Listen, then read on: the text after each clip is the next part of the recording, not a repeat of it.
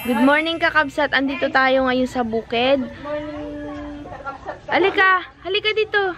We wish you a Merry Christmas. We wish you a Merry Christmas and a Happy New Year. Good morning po. Hello po ka mo ah. Hello po. Merry Christmas po. Ano daw binili ka po ni Mama? Ano daw binili ni Mama? Binili ka?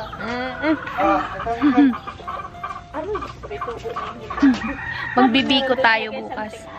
Hinatid namin si nanay dito kasi magsisimba daw siya dito. Tapos uuwi kami sa bayan kasi nga tatapusin ko yung aking ginagawa. Tapos kukunin natin ngayon yung donations nating mga damit tsaka yung order ko na damit para sa ating mga kapatid na mangyan na ipapamigay before New Year.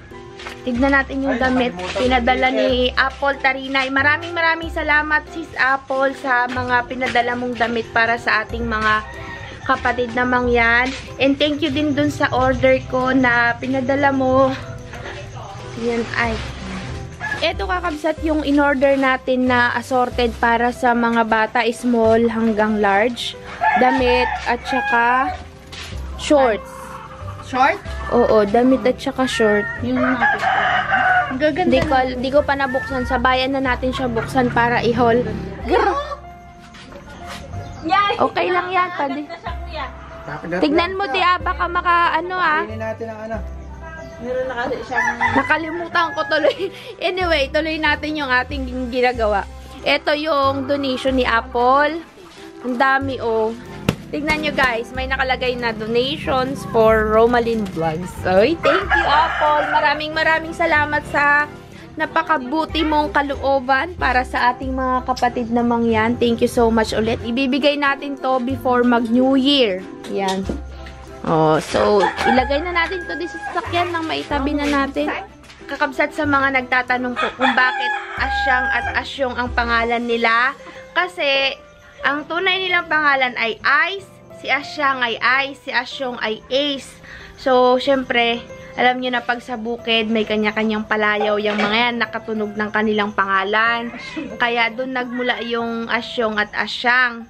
Kakabsat, regarding nga pala doon sa luya na tinanim namin dito, pasensya na po kung diyan ko lang siya biglang tinanim kasi nandyan yung mga luyaan ni nanay at saka ni Uncle Oyet. Yung lupa kasi na yan mataba. Kasi ano yan, yung mga kusot, tapos pinagsunugan.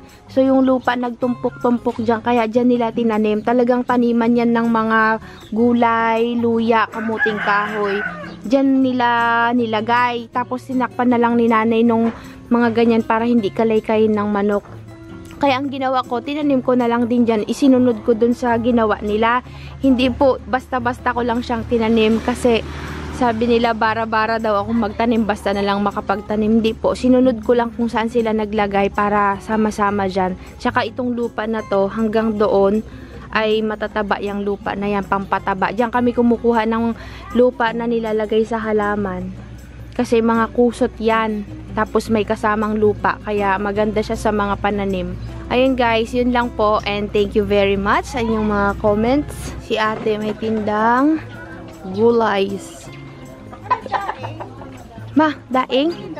O sige ma, umagahan natin ma. Kamote. Yung kamote ako talaga. Maliit lang siya, di siya kalakihan. Paubos na tinda ni ate ah. May isang kilo ko. Yung tinitinda nyo po, ante, ano yan? Tanim nyo po? Angkat mo. Angkat lang din. Yung mais natin kakabsat, tignan natin. Malalaki na sila. Sana ano, maging dalawa-dalawa yung bunga niya kada puno. Oh, yan na sila. Laki na yung isa, oh. Yung ganyan. Oh, hanggang dito. Tignan nyo kakabsat, surot-surot manen. O, bengali ka na. Doon na tayo at mababasa yung panjama mo, oh. Mahamog. Si ante. Oo, mag-agahan.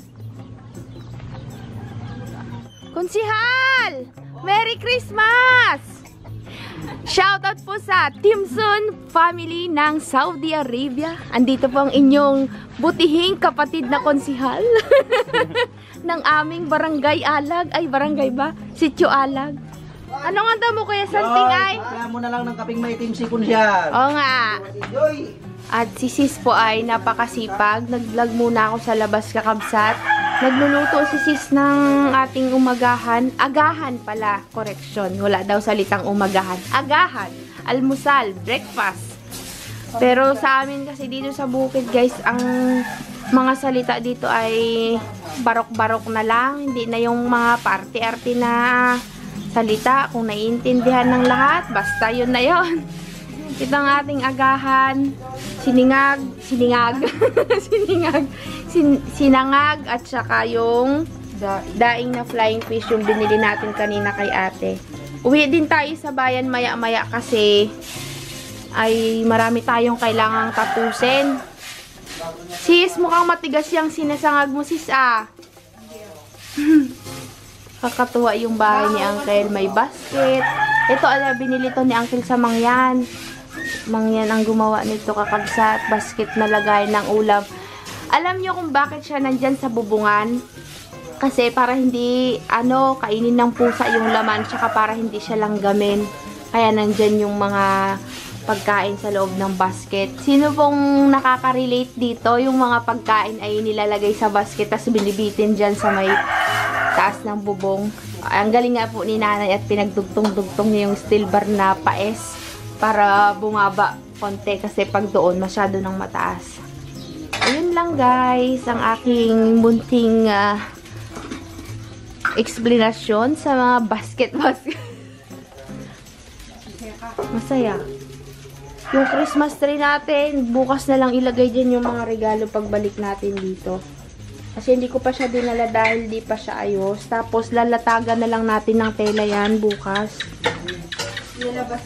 Tignan nyo guys si Uncle nagpapaano ng manok niya. Bakit ginaganyan Mangkal? Pinapatapang po yan ito eh. Ah, pinapatapang daw. Naglalaban niya dito. Pangsabong ni Uncle yan. Hola. Tapang pala yan ah. Ito naman. Aray ko! Isa. Lumalaban nga. Magkakaedad lang yan. Mas matanda ito. Mas matanda pa yan. Galing oh. Alam mo pag nagagalit sila din nagaano yung balahibo sa ulo. Ganyan pala yun. Hindi kasi ako nanonood ng mga ganyan ay. Bakit sila nag-aaway no? Oo. Tipaway kasi. Hindi mo mag-aaway kundi na tipaway. Ano ba? Matangkad. Laki to. Saan yung napanalo mo dyan na manok, Uncle? Ah, ayun. Yun yung nilaban ni Uncle nakaraan ay nanalo.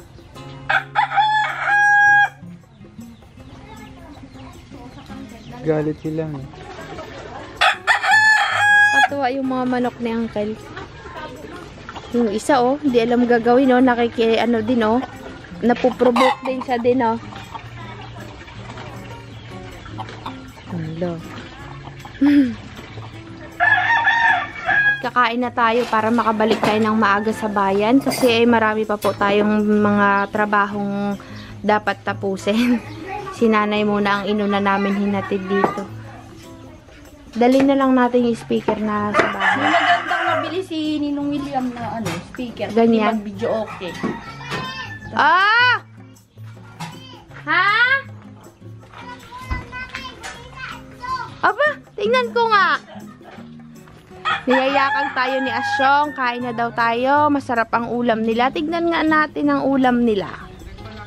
Oo. Tignan nga natin ang ulam nila. Anong ulam mo? Wow! Ay, may pusit ako sa bahay. Sabay-sabay tayo dito mag-kain. Oo. Pag naubos, dagdag ka. Ha? Unti-unti muna. Kapag ka naubos, nakakaulit kukuha. Ganon. Hindi pupunuin yung plato. May pansit kaming dala at saka pusit. Yung handa ni King kagabi. Oo, sige. Kain po ka mo. Kain po. Sige, nakain ka na. Ay, bugoong pa pala. Kain na tayo kakabsat at meron po tayo ditong pritong daing na flying fish, talbos ng sitaw, nilagang sitaw, talbos ng kamote na may sausawan ng bagoong at kalamansi, at saka bunga ng sitaw, pusit na ulam namin kahapon sa bahay. Tapos iniinit ni nanay yung pansit dahil may dala kaming pansit kagabi, yung niluto niya dahil birthday ni King kahapon. Pinagluto ni nanay ng pansit kagabi si King. Ayan. Mga norn, mga tayorn, kakabsaturns.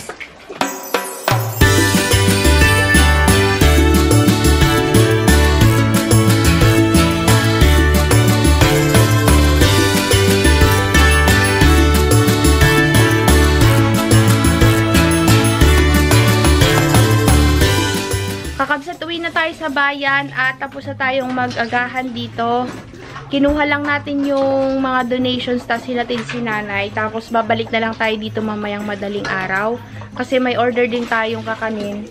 Kukunin ko rin mamayang madaling araw. 4 AM yung pick up kay Madam Twinkle de Lara. Kaya mamayang madaling araw pa tayo babalik dito para sa Christmas.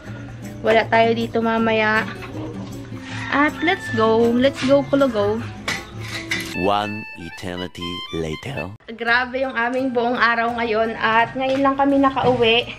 Ang mga grocery nagsara ng 3:30 ng hapon sila nagsara. Ngayon nakapamili na tayo ng mga kakailanganin natin pag uwi ng bukid mamayang madaling araw. Tapos mamayang madaling araw may pick up tayong kakanin para sa ating pang Pasko bukas. Kasi bukas pa lang tayo magse-celebrate dahil mamaya nandito kami ni Sis, dito kami mag-Noche Buena. Pinauna na namin si nanay para makapag-enjoy naman siya dun sa bukid. At saka makasama niya din yung mga kapatid niya doon. Kaya kami na lang yung nagpaiwan dito. Pero si Bunso, nandun na. Yung isa kong kapatid na lalaki, hindi ko alam kung saan siya magki-Christmas. May sarili siyang mundo, guys. Pakita ko pala sa inyo yung binuksan namin kanina yung mga damit. Ito yung damit. Bali, itong mga damit na to kakabsat, galing ito sa isa nating viewer, kay Mr. and Mrs. Domingo. Maraming salamat po, sir and ma'am. And ito na po yung inyong binigay. Bali, in-order ko po ng damit kay Apple Tarinay. Tapos, ito naman ay donation talaga ni Apple Tarinay. Merong nakalagay na donation for Romalyn Vlogs. Bali, ito kakabsat, 50 na short, 50 na damit na medium, tapos 50 rin yung large na mga t-shirts. Meron kami ditong 2 pirasong nyug, bubuksan namin siya. Oo, hindi ko alam kung parang magulang na yung isa. Ito, pwede pa siguro siyang kayo din. Ihahalo natin siya sa fruit salad. Tignan. Oo, yun nga. Hinahasa kasi nila to. Hindi, mayroon siyang yung parang kawit, ang itsura. Mas matalim daw yun, oo. Si Sis ang magabalat at papatiningin ko na yung yung mga salad. Guys, meron pala tayong pa-games para sa mga adult. Magbabalot kami ng, kasi kasali mga lalaki, gin, kape, sabon. Ito, mga sabon. Alam nyo ba, may balak kaming mag-jamming na magpipinsan. Bumili kami nito. 2 lang, hindi naman siya talaga nakakalasing. Parang pinaka-banding na lang namin for Christmas na magpipinsan. Ito yung gagawin nating salad. Yan lang siya guys, konti lang. Tapos, bumili na rin kami ng pang-pansit. Kunti lang pansit kasi meron tayong spaghetti. Tapos, ito, tinapay. May hotdog tayo doon sa kusina. And, yun lang. Ito, iwan namin para dito sa bahay, sa tindahan ni Sis. Ngayon, Deng? Lalagyan mo ng sabaw.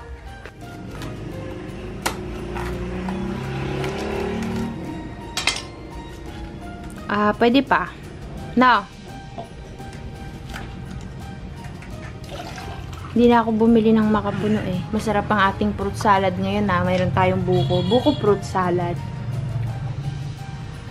Ito yung ating preparation for Christmas. Charot! Sis, first time natin magsama-sama ng ganito, no? Kaya, Si Bungol.